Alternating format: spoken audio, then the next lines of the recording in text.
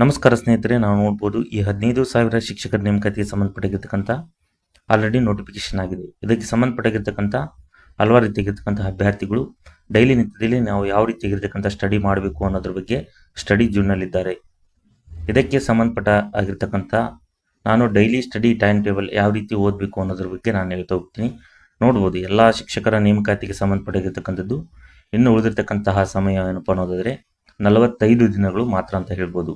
So 45 ದಿನ ಇರ್ತಕ್ಕಂಥ ಈ ಸಮಯದಲ್ಲಿ ನೀವು ಯಾವ ರೀತಿಯಾಗಿರ್ತಕ್ಕಂತಹ ಸ್ಟಡಿ ಟೈಮ್ ಟೇಬಲ್ ಹಾಕೋಬೇಕು ಅನ್ನೋದ್ರ ಬಗ್ಗೆ ನಾನು ಹೇಳ್ತಾ ಹೋಗ್ತೀನಿ. ನೋಡಿ, ಫಸ್ಟು ಈಗಿರ್ತಕ್ಕಂಥ ಎಕ್ಸಾಮ್ನಲ್ಲಿ 2 ಪೇಪರ್ಗಳಿರ್ತವೆ. ಫಸ್ಟ್ ಪೇಪರ್ GK ಪೇಪರ್ ಇರುತ್ತೆ, ಸೆಕೆಂಡ್ ಪೇಪರ್ ಸ್ಪೆಸಿಫಿಕ್ ಪೇಪರ್ ಅಂದರೆ ಆಪ್ಷನಲ್ ಸಬ್ಜೆಕ್ಟ್ ನಿಮ್ಮದು ಏನಿದೆಯೋ ಅದು ಪೇಪರ್ 2ನಲ್ಲಿ ಇರುತ್ತೆ ಅಂತ ನಾನು ಹೇಳ್ಬೋದು. ಸೊ 200 ಮಾರ್ಕ್ಸ್ಗೆ ನಡೆದಿರ್ತಕ್ಕಂಥ ಎಕ್ಸಾಮ್. ಪೇಪರ್ 1ನಲ್ಲಿ 100 ಮಾರ್ಕ್ಸ್, ಪೇಪರ್ 2ನಲ್ಲಿ 100 ಮಾರ್ಕ್ಸ್, ಟೋಟಲ್ ಓವರ್ ಆಗಿ 200 ಮಾರ್ಕ್ಸ್ಗೆ ನೀವು ಮೇನ್ ಎಕ್ಸಾಮ್ ನಡೆಸ್ತಾರೆ ಅಂತ ನಾನು ಹೇಳ್ಬೋದು. ಸೊ ಇದಕ್ಕೆ ಸಂಬಂಧಪಟ್ಟಿರ್ತಕ್ಕಂಥದ್ದು ನಾವು ಎಕ್ಸ್ಪ್ಲನೇಷನ್ ಓದಬೇಕಾ, ಅತಿ ಹೆಚ್ಚು MCQ ಓದಬೇಕಾ ಅನ್ನೋದ್ರ ಬಗ್ಗೆ ಹಲವಾರು ರೀತಿಯಾಗಿರ್ತಕ್ಕಂಥ ಸ್ನೇಹಿತರ ಒಂದು ಗೊಂದಲ ಅಂತ ಹೇಳ್ಬೋದು. ಸೊ ನಾನು ಹೇಳ್ತಿದ್ದೀನಿ, ನೋಡಿ ಎಲ್ಲ ಸ್ನೇಹಿತರು, ಸೊ ಈ ಸಮಯದಲ್ಲಿ ರಿವಿಷನ್ ಮಾಡ್ಕೊಳ್ಳಿ. ನೀವೇನಾದರೂ ಸ್ಟಡಿ ಮಾಡಿದರೆ ಇನ್ನೇನು ಹೊಸದಾಗಿನೂ ನಾನು ಬೇಸಿಕ್ನಲ್ಲಿ ಇದ್ದೀನಿ ಮಾತ್ರ ಸ್ಟಡಿ ಮಾಡಬೇಕು ಅನ್ನೋರು ಸೊ ಎಕ್ಸ್ಪ್ಲನೇಷನ್ ಕೆಲವೊಂದು ಜೊತೆಗೆ MCQನೂ ಓದಬೇಕಾಗುತ್ತೆ. ಯಾಕಂದರೆ ಕೇವಲ MCQ ಬಿದ್ದ ನಾನು ಓದ್ತೀನಿ ಅನ್ನೋದು ಸುಳ್ಳು. ಯಾಕಂದರೆ ಎಕ್ಸಾಮ್ನಲ್ಲಿ MCQ ತೆಗೆದು ಅದು ಎಕ್ಸ್ಪ್ಲೇನ್ ರೀತಿಯಾಗಿರ್ತಕ್ಕಂಥ ನಿಮ್ಮದು ನಾಲೆಡ್ಜ್ ಇದ್ದರೆ ಮಾತ್ರ ನೀವು ಆ ಪರೀಕ್ಷೆಗಳಲ್ಲಿ ಪಾಸ್ ಆಗ್ತೀರಾ ಅಂತ ಹೇಳ್ಬೋದು. ಸೊ ಅಲ್ಲಿರ್ತಕ್ಕಂತಹ MCQನಲ್ಲಿ ಹಲವಾರು ರೀತಿಯಾಗಿರ್ತಕ್ಕಂಥ ಗೊಂದಲಗಳಿಂದ ಅವರು ಕ್ವಶನ್ಗಳನ್ನು ತೆಗಿತಾರೆ.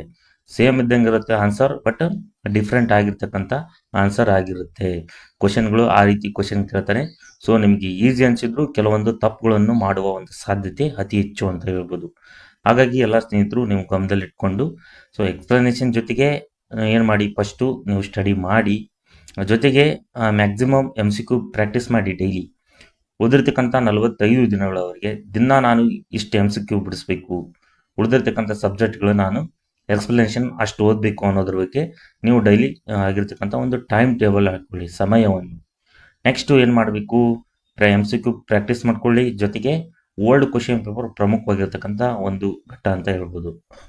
ಸರ್, ಯಾವ ರೀತಿ ಓಲ್ಡ್ ಕ್ವಶನ್ ಪೇಪರ್ ಓದಬೇಕು ಅನ್ನೋದಾದರೆ ನೋಡಿ, ನಾನು ಎಲ್ಲ ಸ್ನೇಹಿತರು ನಿಮಗೆ ನಿಮ್ಮಿರ್ತಕ್ಕಂಥ ಸಬ್ಜೆಕ್ಟ್ಗಳು GK ಪ್ಲಸ್ ಪೇಪರ್ 2ನಲ್ಲಿ ಬರತಕ್ಕಂಥ MCQ ಓದುವುದರ ಜೊತೆಗೆ ಪ್ರತಿಯೊಂದು ಎಕ್ಸಾಮ್ ನಡೆಸ್ತಿತ್ತಲ್ಲ, ಈ KPS ಆಗಿರ್ಬೋದು, KE ಡಿಪಾರ್ಟ್ಮೆಂಟ್ ಆಗಿರ್ಬೋದು, ಸ್ಕೂಲ್ ಎಜುಕೇಷನಲ್ಲಿ ನಡೆಸಿರ್ತಕ್ಕಂಥ ಹಿಂದಿನ ವರ್ಷಗಳಲ್ಲಿ ನಡೆಸಿರ್ತಕ್ಕಂಥ GK ಇದೇನಿದೆಯೋ ಅದನ್ನು ನೀವು ಸ್ಟಡಿ ಮಾಡಬೇಕಾಗುತ್ತದೆ. ಅಲ್ಲಿರ್ತಕ್ಕಂಥ GK ಪೇಪರ್ನಲ್ಲಿ ಹಲವಾರು ರೀತಿಯಾಗಿರ್ತಕ್ಕಂತಹ ಕ್ವಶನ್ಗಳನ್ನು ಕೇಳ್ತಾರೆ. ಸೊ GK ಪೇಪರ್ನಲ್ಲಿ MCQನೂ ಕೂಡ ನೀವು ಚೆನ್ನಾಗಿ ಓದಿ, ಜೊತೆಗೆ ಓಲ್ಡ್ ಕ್ವಶನ್ ಪೇಪರ್ ಯಾವ ಇರ್ತವೆ ಅವೆಲ್ಲವನ್ನೂ ಸ್ಟಡಿ ಮಾಡಿ. ಕರ್ನಾಟಕ ಸ್ಟೇಟ್ನಲ್ಲಿ ಕರೆದಿರ್ತಕ್ಕಂಥ ಓಲ್ಡ್ ಕ್ವಶನ್ ಪೇಪರ್ ಏನು ನಡೆಸಿದ್ದು ಕರ್ನಾಟಕ ಸರ್ಕಾರದಲ್ಲಿ ಇಲಾಖೆವಾರು ಏನು ಬರುತ್ತೋ ಅವೆಲ್ಲ ಎಕ್ಸಾಮ್ಗಳಲ್ಲಿ ಬರ್ತಕ್ಕಂಥ ಕ್ವಶನ್ ಆ್ಯಂಡ್ ಆನ್ಸರ್ ನೀವು ಸ್ಟಡಿ ಮಾಡಬೇಕಾಗುತ್ತೆ ಅಂತ ನಾನು ಹೇಳ್ತೀನಿ. ಹಾಗಾಗಿ ಎಲ್ಲ ಸ್ನೇಹಿತರು ನೋಡ್ಬೋದು, ಈ ರೀತಿ ಸ್ಟಡಿ ಮಾಡ್ಕೊಳ್ಳಿ. ಫಸ್ಟ್ ಎಕ್ಸ್ಪ್ಲನೇಷನ್ ಓದಿ, ಆಮೇಲೆ MCQ ಪ್ರಾಕ್ಟೀಸ್ ಮಾಡ್ಕೊಳ್ಳಿ, ಜೊತೆಗೆ ಓಲ್ಡ್ ಕ್ವಶನ್ ಪೇಪರ್ ನೀವು ಸ್ಟಡಿ ಮಾಡಬೇಕು ಅಂತ ಹೇಳ್ತೀನಿ. ಹಾಗಾಗಿ ಮೋಸ್ಟ್ ಇಂಪಾರ್ಟೆಂಟ್ ಇನ್ನೊಂದು ಏನು ಅನ್ನೋದಾದರೆ ನೋಡಿ ಸ್ನೇಹಿತರೆ, ನಮ್ಮಲ್ಲಿರ್ತಕ್ಕಂತಹ PDF ನೋಟ್ಸ್ಗಳನ್ನು ಹಲವಾರು ರೀತಿಯಾಗಿರ್ತಕ್ಕಂಥ ಸ್ನೇಹಿತರು ತೆಗೆದುಕೊಳ್ತಿದ್ದಾರೆ. ಹಾಗಾಗಿ ಈ ಕೆಳಗೆ ಶೋ ಆಗಿರ್ತಕ್ಕಂಥ ಈ ವಾಟ್ಸಪ್ ನಂಬರಿಗೆ ನೀವು ಏನು ಮಾಡಿ, ನಂಬರ್ ಮೆಸೇಜ್ ಮಾಡಿ, ನೀವು ಯಾವ ಎಕ್ಸಾಮಿಗೆ ಎಲಿಜಿಬಲ್ ಇದ್ದೀರಾ, ಸೊ ನಾನು ಯಾವ ಸಬ್ಜೆಕ್ಟು ಅನ್ನೋದು ಮಾಡಿದರೆ ಸೊ ನಾವು ಕೇವಲ 100 ರೂಪೀಸು ಅಂದರೆ ನೀವು 100 ರೂಪೀಸು ಫೋನ್ಪೇ ಮಾಡೋದ್ರ ಮೂಲಕ ನೀವು ನಿಮಗೆ ಸಬ್ಜೆಕ್ಟು ಮತ್ತು ನೀವು ಯಾವ್ಯಾವ ಶಿಕ್ಷಕರ ನೇಮಕಾತಿ ಬರೀತಿರೋ ಅನ್ನೋದ್ರ ಬಗ್ಗೆ ನೀವು ಟೈಪ್ ಮಾಡಿದರೆ ಸೊ ನಾವು ನೋಟ್ಸ್ಗಳನ್ನು ಕಳಿಸ್ತೀವಿ. ಕೇವಲ 100 ರೂಪೀಸ್ಗೆ ಪೇಪರ್ 1 ಪೇಪರ್ 2 ನಾವು ನೋಟ್ಸ್ಗಳನ್ನು ಕಳಿಸ್ತಿದ್ವಿ. ಇದನ್ನು ಯೂಸ್ಫುಲ್ ಮಾಡ್ಕೊಳ್ಳಿ. ಹಲವಾರು ರೀತಿಯಾಗಿರ್ತಕ್ಕಂಥ ಸ್ನೇಹಿತರು ತಗೊಂತಿದ್ದಾರೆ ಮತ್ತು ಡೈಲಿ ಅಪ್ಡೇಟ್ ಮಾಡ್ತಿದ್ವಿ. ಯಾರು ನೋಟ್ಸ್ ತಗೊಂತಾರೋ ಅವ್ರನ್ನ ವಾಟ್ಸಪ್ನಲ್ಲಿ ನಾವು ಕಮ್ಯುನಿಟಿ ಗ್ರೂಪ್ನಲ್ಲಿ ಇಟ್ಕೊಂಡು ಡೈಲಿ ನಿತ್ಯದಲ್ಲಿ ಉಚಿತವಾಗಿರ್ತಕ್ಕಂತಹ ನೋಟ್ಸ್ಗಳನ್ನು ನಾವು ಕಳಿಸ್ತಿದ್ದೀವಿ. ಅಂದರೆ ನೋಟ್ಸ್ ತಗೋಬೇಕು, ಫಸ್ಟ್ ನೋಟ್ಸ್ ತಗೊಂಡವರಿಗೆ ಮಾತ್ರ ಅದು ಅವಕಾಶ ಅಂತ ನಾನು ಹೇಳ್ತೀನಿ. ನೆಕ್ಸ್ಟ್ ಏನು ಮಾಡಿ, ಇದಕ್ಕೆ ಯಾವ್ಯಾವ ಎಕ್ಸಾಮಿಗೆ ನೀವು HSTR ಆಗಿರ್ಬೋದು, GPSTR ಆಗಿರ್ಬೋದು, PSTR ಆಗಿರ್ಬೋದು, ಕಂಪ್ಯೂಟರ್ ಟೀಚರ್ ಆಗಿರ್ಬೋದು, ಕ್ರೈಸ್ಟ್ ಸ್ಕೂಲಲ್ಲಿ ಆಗಿರ್ಬೋದು, ಫಿಸಿಕಲ್ ಎಜುಕೇಷನ್ನು, ಇವೆಲ್ಲ ಶಿಕ್ಷಕರ ನೇಮಕಾತಿ ಕನ್ನಡ ಮತ್ತು ಇಂಗ್ಲೀಷ್ ಮೀಡಿಯಮಲ್ಲಿ PDF ನೋಟ್ಸು ಅವೈಲೇಬಲ್ ಇವೆ. ಸೊ ಅವನ್ನೆಲ್ಲ ಯೂಸ್ಫುಲ್ ಮಾಡ್ಕೊಳ್ಳಿ. ಕೇವಲ 100 ರೂಪೀಸ್ಗೆ PDF notes plus daily update ಕೊಡ್ತಿರ್ತಕ್ಕಂಥ ನಾನು ಒಂದು ಕೆಲಸವನ್ನು ಮಾಡ್ತಿದ್ದೀನಿ.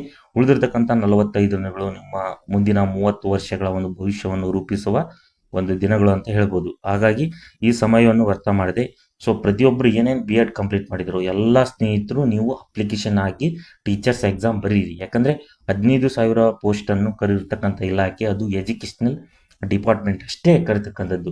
ಸೊ ನೀವು ಹಾರ್ಡ್ ವರ್ಕು, ನಿಮ್ಮ ನಾಲೆಡ್ಜು, ನೀವು ಮಾಡಿರ್ತಕ್ಕಂತಹ ಪರಿಶ್ರಮಕ್ಕೆ ತಕ್ಕಂಥ ಒಂದು ಹುದ್ದೆ ಸಿಗುತ್ತೆ. ಸೊ ಅದಕ್ಕೆ ನೀವು ಜವಾಬ್ದಾರಿತವಾಗಿ ನೀವು ಸ್ಟಡಿ ಮಾಡಿ ಎಕ್ಸಾಮ್ ಬರೆದು ನೀವು ಪಾಸಾಗಿ ಒಂದು ಸರ್ಕಾರಿ ಆಗಿರ್ತಕ್ಕಂಥ ಶಿಕ್ಷಕರ ಹುದ್ದೆಯನ್ನು ಹಿಡೀರಿ ಅಂತ ನಾನು ಹೇಳ್ತೀನಿ. ಸೊ ನನಗೇನು ಗೊತ್ತಿಲ್ಲ, ಸೊ ನಾನು ಬಿ ಎಡ್ ಕಂಪ್ಲೀಟ್ ಮಾಡಿದ್ದೀನಿ ಅನ್ನೋರಿಗೂ ಕೇವಲ 100 ರುಪೀಸ್ಗೆ ನೀವು ಫೋನ್ಪೇ ಮಾಡೋದ್ರ ಮೂಲಕ ಇದೇ ನಂಬರಿಗೆ ಇಲ್ಲಿ ಕೆಳಗಿದ ಸೊ ಇದಕ್ಕೆ ಮೆಸೇಜ್ ಮಾಡಿ ನೋಟ್ಸ್ ಕಳಿಸಿ ಅಂದರೆ ಸೊ ನಾವು ನೋಟ್ಸ್ಗಳನ್ನು ಕಳಿಸ್ತೀವಿ. ಕಾಲ್ ಮಾಡಬೇಡಿ, ವಾಟ್ಸಪ್ ಮೆಸೇಜ್ ಮಾಡಿ ಈ ನಂಬರಿಗೆ 8197614730 ಇದೆಯಾ. ಸೊ ನಿಮಗೆ PDF ಎಲ್ಲ ಸಬ್ಜೆಕ್ಟ್ಗಳಿಗೂ, ಎಲ್ಲ ಲ್ಯಾಂಗ್ವೇಜ್, ಎಲ್ಲ ಶಿಕ್ಷಕರ ನೇಮಕಾತಿ ಯಾವ ಎಕ್ಸಾಮ್ಗೆ ಎಲಿಜಿಬಲ್ ಇದ್ರೋ ಪ್ರತಿಯೊಂದು ಎಕ್ಸಾಮ್ಗಳಲ್ಲಿ ನಾವು ನೋಟ್ಸ್ಗಳನ್ನು ಕಳಿಸ್ತೀವಿ ಅಂತ ಹೇಳ್ತೀನಿ. ಡೈಲಿ ನಿತ್ಯದಲ್ಲಿ ಅಪ್ಡೇಟ್ ಕೂಡ ಮಾಡ್ತೀವಿ. ಕರೆಂಟ್ ಅಫೇರ್ಸ್ ಆಗಿರ್ಬೋದು, ಉಳಿದಿರ್ತಕ್ಕಂಥ GK ಮತ್ತು ನಿಮ್ಮದು ಸ್ಪೆಸಿಫಿಕ್ ಪೇಪರ್ ಏನಿದೆಯೋ ಅದಕ್ಕೆ ಸಂಬಂಧಪಟ್ಟಿರ್ತಕ್ಕಂಥ ನೋಟ್ಸ್ಗಳನ್ನು ನಾವೇ ಕ್ರಿಯೇಟ್ ಮಾಡಿರ್ತಕ್ಕಂಥ ನೋಟ್ಸ್ಗಳನ್ನು ಅವಾಗ ಅಪ್ಡೇಟ್ ಮಾಡ್ತಾ ಹೋಗ್ತೀವಿ ಅಂತ ಹೇಳ್ತೀನಿ. ಹಾಗಾಗಿ ಇದನ್ನೆಲ್ಲ ಸದುಪಯೋಗ ಮಾಡಿಕೊಳ್ಳಿ, ಯೂಸ್ಫುಲ್ ಮಾಡಿಕೊಳ್ಳಿ ಅಂತ ಹೇಳಿ ನಾನು ಮುಂದಿನ ತರಗತಿಯಲ್ಲಿ ಇದಕ್ಕೆ ಸಂಬಂಧಪಟ್ಟಿರ್ತಕ್ಕಂಥ ಏನಾದರೂ ಅಪ್ಡೇಟ್ ಸಿಕ್ಕರೆ ನಾನು ಹೇಳ್ತಾ ಹೋಗ್ತೀನಿ. ಎಲ್ಲರಿಗೂ ಧನ್ಯವಾದಗಳು.